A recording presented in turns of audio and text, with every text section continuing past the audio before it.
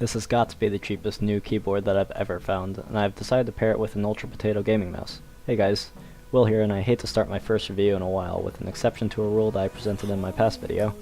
I was able to find this gaming keyboard new on eBay, but I think you guys will forgive me. On the other hand, I was able to find the mouse in this combo on Amazon. I found this keyboard and it was called Cool Colorful Multimedia Illuminated Backlight Metal Mechanical Gaming Keyboard, which is quite the mouthful and certainly misleading. But the price was $9.99 shipped to my door. The seller had almost 100% positive feedback, so I decided to give it a whirl. The mouse is the ASFA M998, which I was able to purchase new for $4 with free shipping. The mouse seems super appealing for the price because it has 6 non-programmable buttons and LEDs that don't seem to absolutely suck based on the pictures. The sensor's completely up in the air, but it's $4.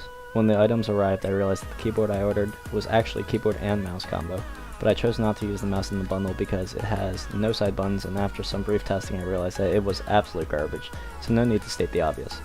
This means that if I bought the mouse and keyboard combo for $10, I'll estimate the keyboard to be close to $6 and the ASFA mouse is $4, making an alternative $10 gaming mouse and keyboard combo. All the background out of the way, let's see if this was worth it. Taking a look at the keyboard first, this potato has a minimalistic rectangular design with a small L-Tech lettering above the arrow keys, which seems to be the most common and recommended design among all keyboard manufacturers. It saves space with no dedicated multimedia keys, but volume control, play, pause, forward, and rewind are all accessible functions using the F1 through 12 keys in combination with the function key. The keyboard does have a backlight which has 2 settings, on and off with no customizable patterns. The backlight is a rainbow-like color scheme with 5 noticeable sections, each one showing a static color. This is extremely limited, but it's nice to even see backlighting at this low of a price. One thing to note is that the backlighting switch is bound to scroll lock, so backlighting can only be used when scroll lock is enabled and vice versa. Regarding the keycaps, they seem to have a texture different from ABS plastic. I didn't think they made keycaps with a material worse than ABS, but this proved me wrong. Also, the keycaps are close to the thinnest I've ever seen, and the lettering is not laser engraved. I actually think the manufacturer painted on the lettering because I can feel the letters as I run my finger over the keycaps, so don't expect the characters to be legible after a few months of use. They will most likely wear down along with your sanity, but you know what, we can't expect miracles for a practically $6 keyboard.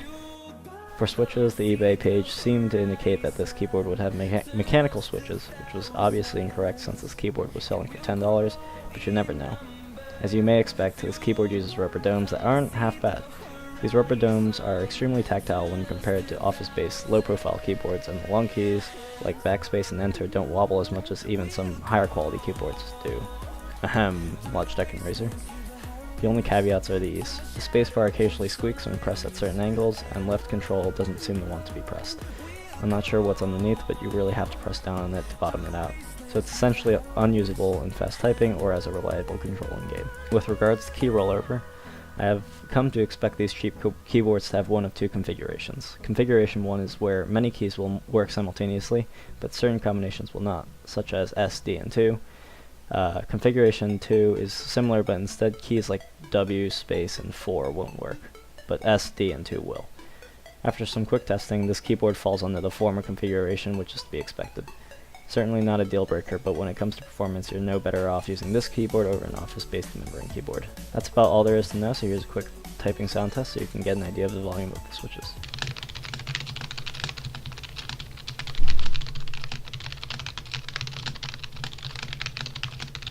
Overall, not a fantastic keyboard, but this is expected. The fact that I essentially bought it for $6 seems to be the saving grace, and I don't think we can complain about it since it works for the most part. Now onto the mouse. We will first talk about the shape. It has an ambidextrous design with side buttons on the left only. Since the buttons are non-programmable, this is usable only for right-handed users. The mouse has an overall safe shape. It has no abrupt edges, the sides are very flat, and it flares out minorly towards the back. The sides also have an upward slope towards the top of the mouse, which helps with picking it up. This is a good shape, and I actually prefer mice that flare out towards the back since it offers more grip for my pinky. At the same time, the shape of the curve is very minor, so it shouldn't be too much of a hassle for those who prefer completely flat sides. The button slip is gradual, and there are no comfort grooves in the buttons, which is acceptable at the price point. Regarding dimensions, the base width is 5 1/3 cm at the fingers, the grip width is 5.75 cm. The width at the back is about 6.75, the length is about 12.5, while the base length is about 11.5. and the mouse is fairly low at about 3.5 centimeters. Based on the dimensions and shape, it seems most suited for claw grip and fingertip, but could work with palm users with smaller hands. I'm normally a palm grip user, but due to the low height, I hold this sort of in a hybrid of palm and fingertip. It looks normal, but it also seems like a low and long mouse, which creates an interesting shape. I'd say this is suited for palm grip users with hands under 17 centimeters, claw users with hands between 18 to 22 centimeters, and fingertip users with hands over 18 centimeters. These are estimates and are not meant to be exact. Now onto quality. When tapping the mouse, I hear a slight buzz, which is common among lightweight mice, and while shaking the mouse, I hear a noticeable rattle even after holding in all the buttons. This is poor quality, but acceptable at the price point. The mouse feet are extremely poor, as there is a lot of friction when gliding across my SteelSeries QCK.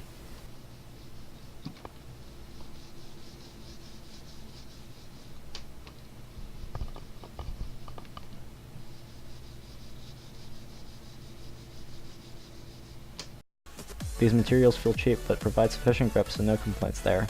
I will say that the materials will be somewhat troublesome for those with sweaty hands, but nothing unbearable. Now onto the weight. The M998 is a lightweight mouse, but this doesn't seem to be all that important when we consider the poor quality of the mouse feet.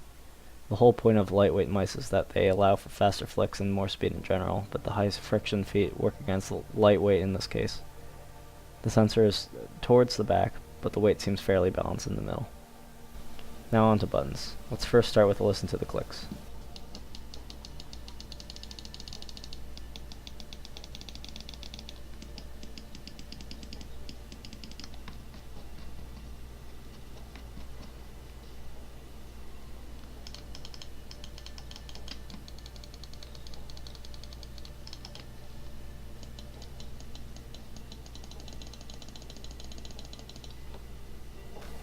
Mouse 1 and 2 seem pretty decent.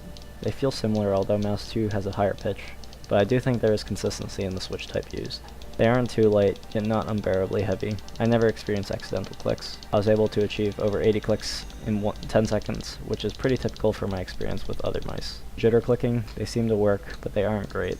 Clicks are a little too heavy for my preference. I did a human benchmark with this mouse and the Ninox Venator for control, and it appears as though the M998 might have some delay on the buttons. This isn't extremely noticeable in game, but something to keep in mind. Mouse 4 and 5 work as intended, but they are extremely springy. Be careful not to apply too much pressure with these, because I bet they will collapse into the mouse if pressed hard enough. Interestingly, Mouse 4 and 5 are also programmed backwards for some reason. Mouse 3 is reasonably hard to press in, but not too bad. This is to be expected. Scroll steps are defined, but not very distinct. This is most suited for web page browsing as opposed to competitive in-game use. Another thing about the scroll wheel is that there is no actuation gap on every scroll step. You should be able to see what I mean. There's a large distance where the scroll wheel can be moved without actuation. This is terrible for anyone who uses a scroll wheel in game. The DPI button is raised above the surface of the shell, but I haven't had any accidental clicks. For what it is, it actually seems like a pretty decent button. Now onto the biggie, the sensor. For $4 I was expecting crap, and I guess I wasn't wrong. Testing first for jitter, skipping, and angle snapping, there seems to be little to no jitter or skipping, but the angle snapping is extremely prevalent on the M998. I can't naturally draw a straight line, but these are close to perfect, many parts in the line. Hopping in game, we first test for max tracking speed, and we see that it is super low.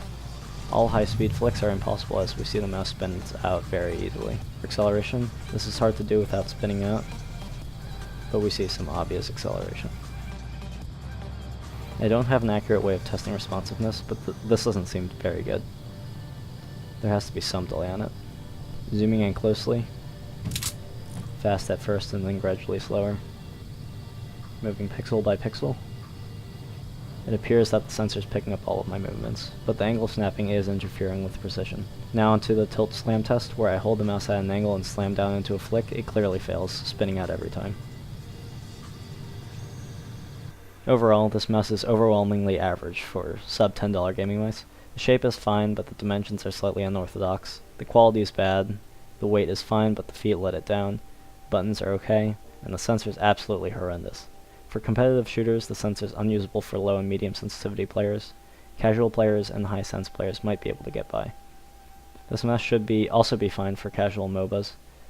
All of this considered for $4 though. If you're looking to purchase a sub $10 gaming mouse, you might as well save your money where you can, and so I'd recommend this over many of the competitors simply due to its low price.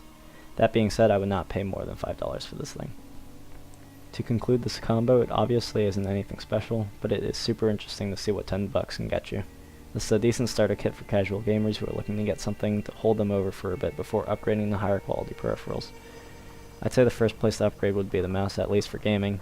Continue to play your games with this mouse, and hopefully by the time you reach a skill cap, you will be able to upgrade to a mouse with a better sensor and overall quality.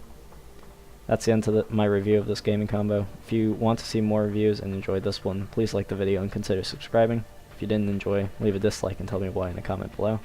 Hope this helps some of you, and I hope to see you in the next one. Peace.